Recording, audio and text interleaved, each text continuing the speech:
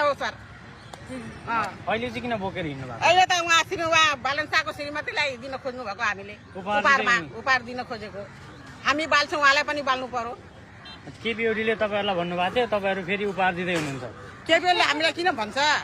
हामीलाई आफै दिन खोजेको नि। हाम्रो मधेस हो यहाँ, हामी यही बालेर हामी खानासाना पकाउँछु। होइन केपी ओलीले के भन्नुभएको थियो भने मधेस त गोइठा बाल्ने फोहोरी हो भन्नुभएको थियो।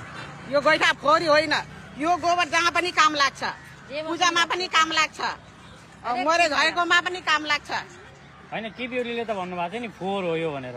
फोहोर होइन, केपी ओलीले भनेको गलत हो नि।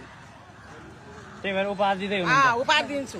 आज हामी बालन शाहको श्रीमतीलाई पनि दिने हो यही गोइठा। गुड। हजुर, यो उपहार दिनुहुन्छ?